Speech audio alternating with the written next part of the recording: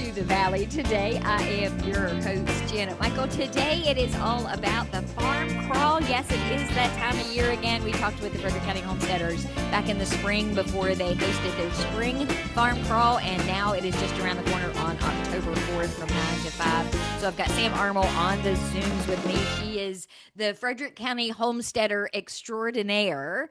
Her guests today, Jacqueline Mammon is back with us. She, of course, is with Patty's Place and Laurel Grove Wine Farm. And we've got a newbie on the screen with us today, Kristen Nahas. She is at LaGrange Family Farm, very near and dear to my heart. Mary Daniel, if you're listening, ha ha ha ha ha, I'm talking to her before you are. Sam, let me start with you. For someone who has no idea what we're talking about when we say farm crawl or even Frederick County Homesteaders, give me the overview. Yeah, so we started Frederick County Homesteaders in 2022 just as a way to reconnect our communities with our farms and our homesteads. We really thought it was important to help reintroduce people to their food supply. So we exist, and our mission is to connect farms, homesteads, local businesses, and families to revitalize agriculture in Frederick County. We also put together a shop local guide twice a year as well. That is our passport to Frederick County. So there's tons of different farms, their histories, their stories, local businesses. There's a large map of Frederick County where you can find everything as well. Articles, DIYs, recipes, how you can use those foods in your kitchen. And then we also provide the community with workshops for self-sufficiency and different activities like canning and preservation and baking bread. So if you want to learn things and get involved, we have memberships and partnership opportunities that way. But how we really got started was with our farm crawls of Frederick County. And we love our farm crawls.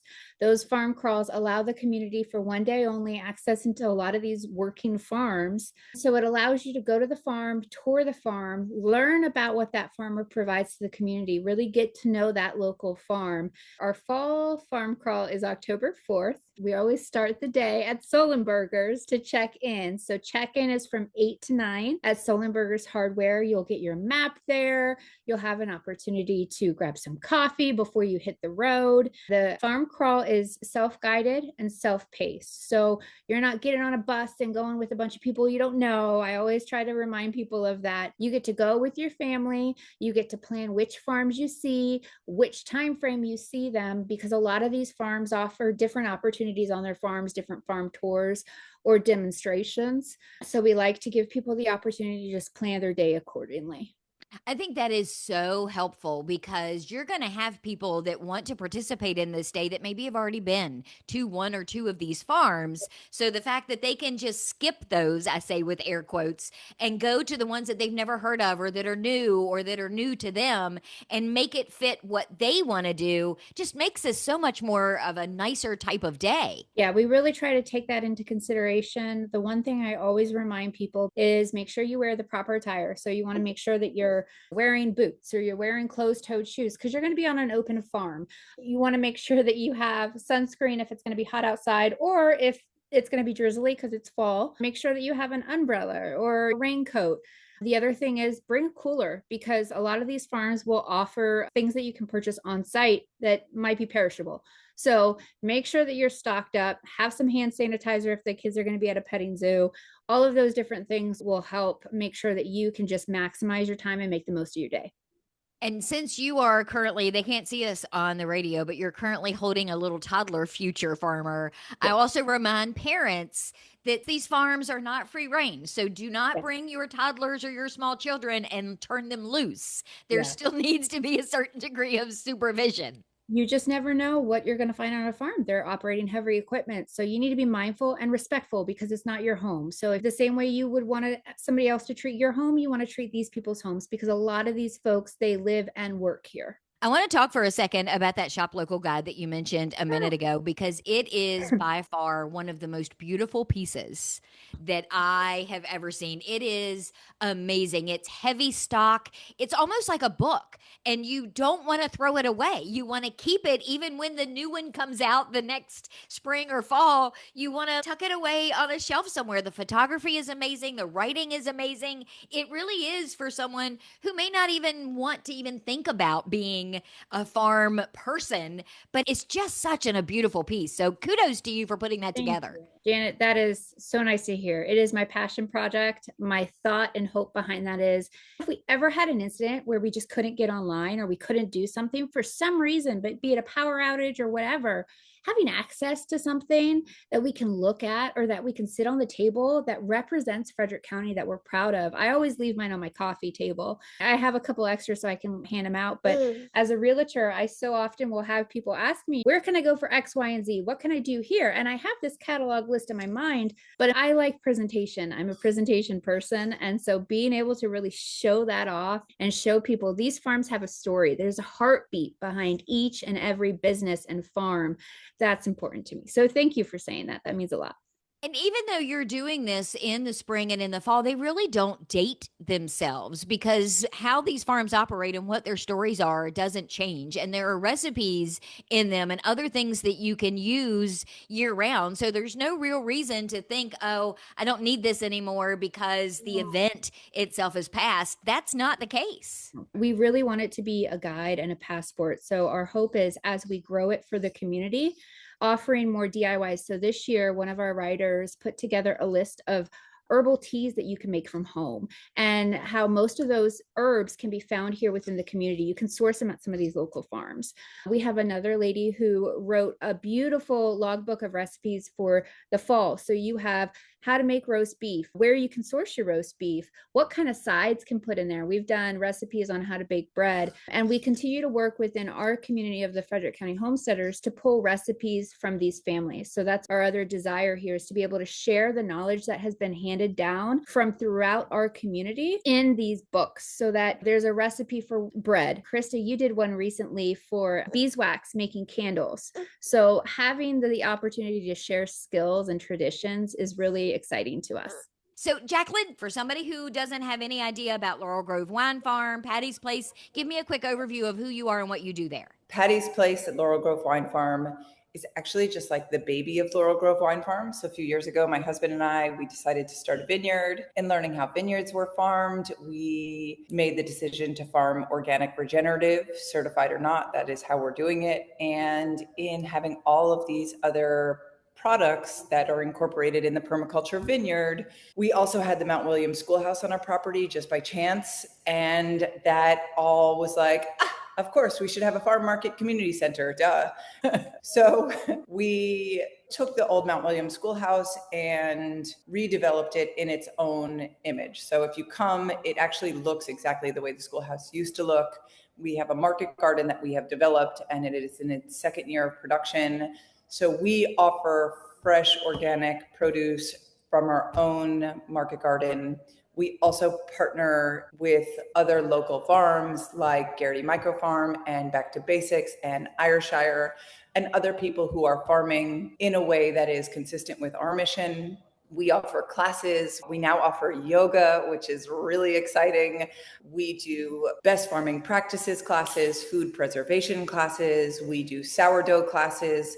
We partner a lot with the Frederick County Homesteaders on all the things. And the farm crawl for us has always been a very exciting day because while many farms are more developed and mature, as a baby farm, we have a lot of change year on year. So we have people who come, and while we don't normally offer tours of the farm and especially the vineyard, on the farm crawl, we do offer a hay bale ride tractor tour of the market garden area through the center of the farm and the trails on the farm. And then we give people a full tour of the vineyard and its development. So if you were at the farm crawl last year, you saw we had no trellising, no irrigation. We had 6 acres and we had some compost piles. Then you came this year, you saw we were preparing to plant another 7 acres. You saw we built a workshop. You saw the development of the cover crop as it's changing because we have this really interesting conservation cover crop that we developed with NRCS. Now, if you come, you'll see we have full trellis, we have full irrigation. The cover crop is so diverse and amazing, and all of the animals and bees and life that are in that place, it's magical. And the offerings of the cafe are continuing to expand. If you haven't tried Oma's food, You are sincerely missing out. Yeah. Nikki Moman handles the kitchen and the culinary planning. Is Yes. that the right Yep. term? Totally. And our family loves going. The atmosphere is so friendly. It feels like you're coming home. You're so welcome. And the food is like going to a 5-star restaurant. So Frederick County, it is a gem. I always tell my clients to check it out. It is one of those areas that make everybody feel like you're in the city without being there. Thank you. We just built some really cool, unique playgrounds in the back, and we have a food forest next to the store where kids can just go and pick tomatoes and cucumbers off the vine. And that is not a paid thing. That's just for kids to actually know that food comes off of a tree and or a vine or a bush or however it comes. My vision for Patty's is always a place about reconnection. We need to connect with our food. We need to connect with each other. We need to decompress. And if I neglect to say this, my husband will be so disappointed. We have the most amazing collection of organic, regenerative, and sustainably farmed wines that I have ever seen. And we also have the best heirloom tomatoes right now. But the wines are also exceptional. And I will remind listeners that you did the show with Justin and I a couple of years ago.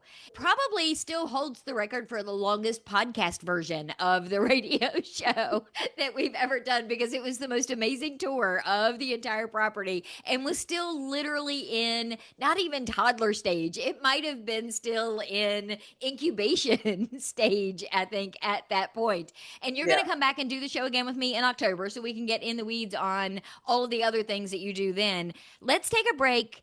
And when we come back, Krista, will you give me some background and history on LaGrange? Talk about what you're going to do that day, and we'll get more details about the farm crawl in the next segment. For sure. We are on the Zooms today talking about the Fall Farm Crawl hosted by the Frederick County Homesteaders. It's happening on October 4th from 9 a.m. to 5 p.m. Sam will give us information about where we get tickets and all of the things that we need to participate that day when we come back in just a couple of minutes. This Tuesday, April Davis will change the world. She doesn't know that yet. All she knows is that she went to justserve.org and volunteered an hour of her time. Browsing through dozens of service opportunities in her community, April decided to spend her Tuesday evening serving dinner to mothers and their children at a transitional house. She doesn't know she'll be serving a particular mother and daughter who will be spending their first night in this home.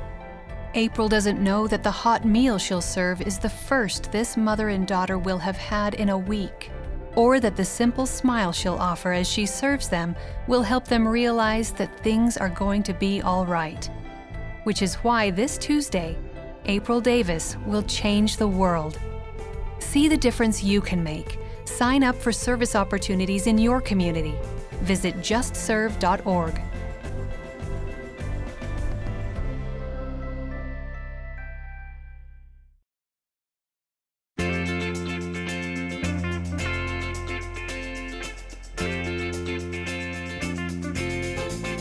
Welcome back to the Valley today. I am your host, Janet Michael. We are talking about the Fall Farm Crawl today. It is hosted twice a year by the Frederick County Homesteaders. They do one in the spring and one in the fall. This one is happening on October 4th from 9 a.m. to 5 p.m. And I can't tell you a specific location because it's at a multitude of farms across Frederick County. I can tell you that you have to get tickets and you have to go to Solenberger's first thing in the morning to check in and get your map and do all of the things. But beyond that, Sam's going to give us all of the other details before we wrap up. But I want to come back to you, Krista. Krista Nahas is with us. She is with LaGrange Family Farm. And I was telling you a little bit before we started recording that that is the homestead of one of my dear friends from high school. And I was so excited when she told me that the place had sold and that it was going to be a farm. I was so worried that somebody was going to try and modernize it or do something to it that just wouldn't seem right for that property. So thank you for keeping it the way that it is and adding to it in such a great way. Oh my gosh, we were so excited to do it. I started off my career as a chef in Northern California, the Bay Area. So I really spent a lot of time working with farms and fresh produce and fresh meat. And when I moved to Los Angeles after that, I realized how much I missed that. and forever after. And even here, when we first moved here, I couldn't get a lot of the same things that I had access to before. And so we really wanted to focus on having sort of a chef's market garden. And all my animals are mostly chef's animals. So like my pigs, I've bred them specifically so they have the perfect fat back for me, like something that I would want to have. I'm sorry for all the vegetarians out there. I was a vegetarian for a long time too. But that was just really my vision. And after living in San Francisco and Los Angeles, we just really wanted a slower paced life. This really just fit the bill of the Shenandoah Valley. I grew up coming here as a kid. My family lived here, and I would drive by this house all the time when I was young. And I just loved the house. I felt so lucky when my aunt called and said it was on the market, and we got on a plane and came here from LA and looked at it. The Costellos took amazing care of this house, and I feel so nice to be the next keeper of the old McLeod house. It's been here since 1758 and it's still standing. We haven't broken it yet. So we really... Some would argue that it is the oldest structure in Stephen City. I say some would argue because down the road, the Newtown Yes. History Center might argue with me, but Yes. I am pretty sure that it might be a little bit older than that building. You know what? I don't engage in those discussions in the town. The other thing I wanted to do when I had this house is to have a slower paced life for my child coming from Los Angeles, and to raise him during his teenage and older years in a more friendly place so that he could see where animals grow up, and he loves animals, and where the food comes from. We don't use pesticides. We try to do things the old way as much as we can. Everybody farms differently, but we just do what feels good for us. You mentioned pigs. Sam mentioned that you're hosting the pig roast, but I seem to recall there are goats that are wandering around in the field. What other animals do you have? We do. We have Nigerian dwarf goats. We raise also sheep. We have fiber sheep mostly. And we have 3 rescue Highland cows that just joined our family. They came from a really nice home, but the people couldn't take care of them anymore. So we're here to love them and take care of them. And they're here for everyone to see. They're very cute. They're in quarantine right now, but they'll be out and about soon enough. And then we also have Aylesbury ducks, which are meat ducks from England that are the size of a goose, and their eggs are huge. We have quail, we have partridges. Like I said, we have all the things I love to play with, so. And I have to tell you, so when Mary was growing up in that house, her parents were concerned that the kids would get too attached to the animals because they too raise their animals for their meals. And so I think early on they started naming their animals after the meal they were going to have them for. So like they had a turkey that was named Thanksgiving, and they had a pig that was named Christmas. So the fact that you're someone carrying on that tradition, I think would also make them proud. I think that is so funny. We're all talk, but frankly, we end up with a lot of pets here. Our goats are only dairy. They're not meat goats. So we have a lot of wonderful pets, and they all have names. What kinds of things are you hosting for the farm crawl? What can people do at LaGrange that day? We're giving historic house tours. We have spent some time polishing up the house. They took really good care of it, but we've restored what we could and kept it the way it was. We filled it with a lot of antiques that came from one of our relatives' house in Washington, D.C., one of the original manors in Mount Pleasant. So it's really cool. It's like a little museum. People say, "How do you live here?" And I say, "Well, we live in that little room over there." No, because I don't want to clean the rest of the house. They can do farm tours. They can walk through the garden. My number one goal, now that the farm is taken off a little bit, is just to be a collaborative point for this community. We try so hard to be open to Boy Scouts, to Girl Scouts, to local communities of all sorts. We give impromptu tours all the time. We give impromptu petting zoos. We're going to have a petting zoo the day of the farm. We keep all our prices in our stand low just to accommodate the community. So we do have a farm stand with vegetables from our garden, beeswax candles, goat soap, because we use the goats for goat's milk soap. And then we host a lot of other local people that may not be able to put their stuff in a store. They're here. We have honey from a local fellow. We do have bees, but I don't like to do honey. It's too sticky. So yeah, it is. I leave it for the bees. So we'll have farm tours, we'll have house tours. We're having a really amazing kidpreneur fair which we do every quarter. I try to do one where all the local kid entrepreneurs come and they sell their wares.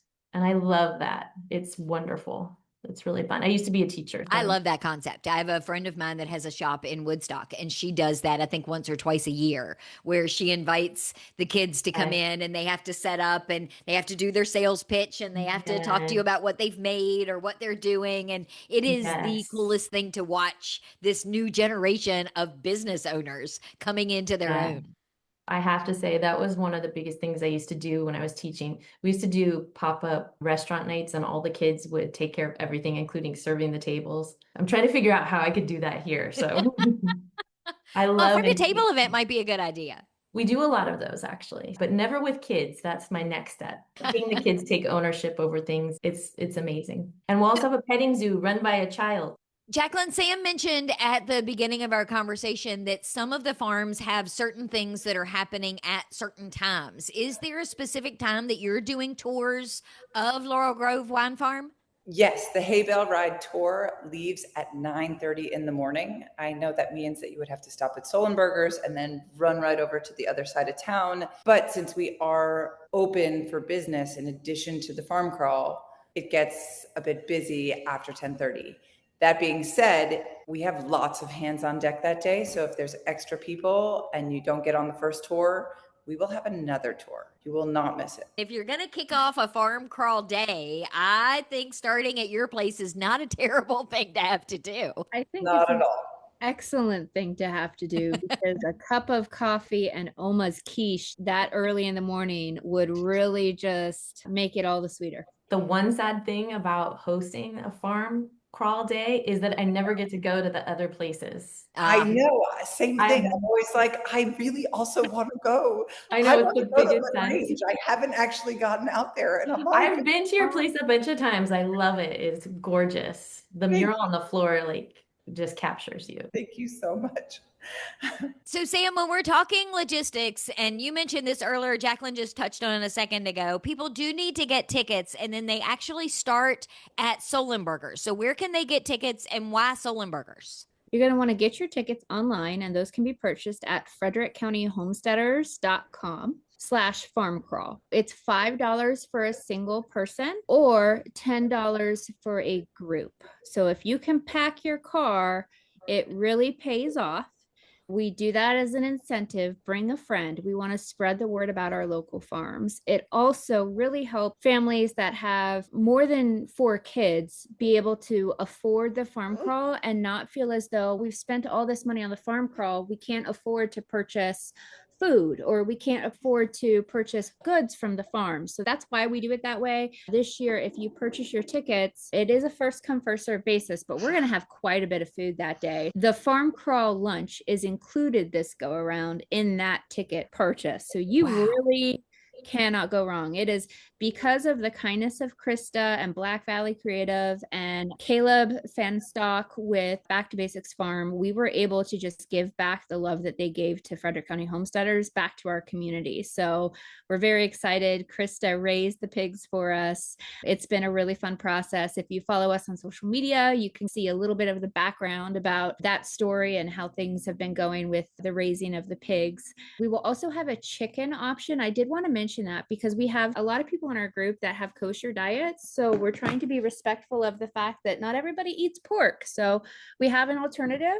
We only ask that you reserve that alternative for those that really need it, just out of respect for them. So we start out the morning at Solenberger's because you're going to get a wristband, and that wristband will signify to our farms that you are part of the farm crawl. Sometimes farms will provide discounts. I can't promise every farm does. I don't like to put my farms on the spot. So in past farm crawls, we've had swag bags that we give out to our members or those that want to purchase a swag bag when they arrive. This year, we're trying to be more sustainable in having less paper and less waste. So your wristband will count for that. For anybody that is wanting to provide a discount, those wristbands are important.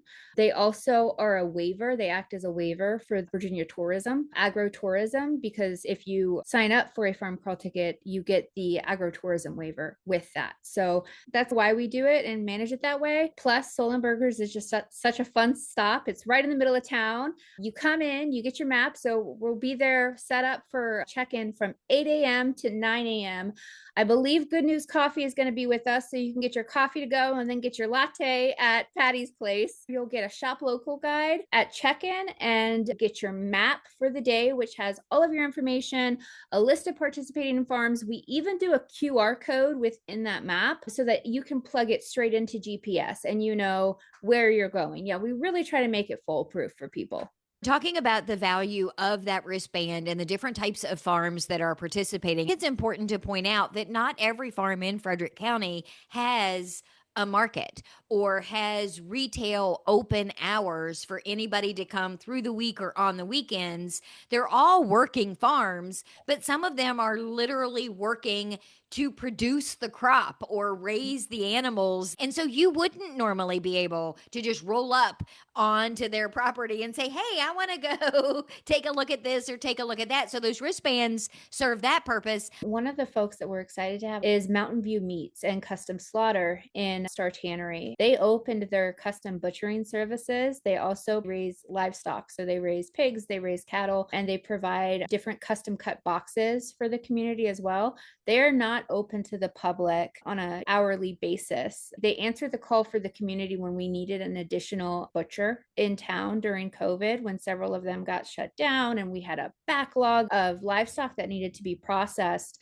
But Becky Boyce, one of the owners, is also from Australia and has a long history with gardening and with herbalistic remedies. And so their garden will be open. She can give you a tour of that. They offer a lot to the community. They're very knowledgeable, and they are actually going to be hosting our upcoming hog butchering workshop in November as well. So we're very fortunate and thankful to have them. But you are correct. Those wristbands serve a purpose, and that's to provide you with access and tours and to get to know these farms that you would not typically get to interact with. Where can people go, get their tickets, and learn more about the Farm Crawl and the Frederick County Homesteaders? Give me the web address and social media stuff. Our website is frederickcountyhomesteaders.com. Our social media on Facebook is FCH Farm Crawl. And on Instagram, it's Frederick County Homesteaders as well. Jacqueline, where can people find more information about Patty's Place, Laurel Grove Wine Farm? Give me website, social media stuff. We have one combined website for the two locations, and it's laurelgrovewinefarm.com. And we also have social media, of course, hasn't barked once. I'm not even going to take one that bark out until it's time for me to talk. I'm totally leaving that in. Yep, you definitely should. Thank you. Because you can't really be a farm without a farm dog. Let's be honest. Nope, you cannot can't be really. farm And without Krista's a got a farm dog. beautiful one that I saw walking around yesterday when I came through town. So yeah, we got to leave the farm dog in. Yeah. And then we post a lot of information on our social media sites. So Patty's Place _LGWF is our Instagram handle. And then Laurel Grove Wine Farm is our vineyard handle. And that's where you can find information about classes and workshops, or you can just call the store and I'll pick up the phone. How about you, Krista? Where can people learn more about LaGrange Family Farm? We post everything on social media, so Facebook and Instagram, and it's all under LaGrange Family Farm. And it's important to point out LaGrange is LA, not LE. LA, yes. LaGrange, and it's family farm, because if you just go to LaGrange Farm, I don't even think it's in this state. Same thing with the website, lagrangefamilyfarm.com. And that'll also tell you about the McLeod house here too. Thank you all for taking the time to give me the details for the Fall Farm Crawl. I appreciate it. Again, it is October 4th, so everybody should be marking their calendars and getting their tickets today. But Sam, thank you for putting this whole thing together. Thank you all so much for having us on today, Janet. And Jacqueline, it's good to see you, and I'm excited to come out and see the farm and do another show next month. Awesome. Can't wait to host you. Samantha, again, thank you. And Krista, I can't wait to come to LaGrange. Come and visit anytime. And Krista, I'm going to just randomly pop in there one day and get some beeswax candles. Maybe I'll come during one of your kidpreneurs and put microphones in front of all the kids' faces and That make would them be do a radio show with me. Do that. That would be amazing. Come anytime. For sure. I will be back tomorrow with a brand new episode of The Valley Today, a few minutes after noon. So meet me here then.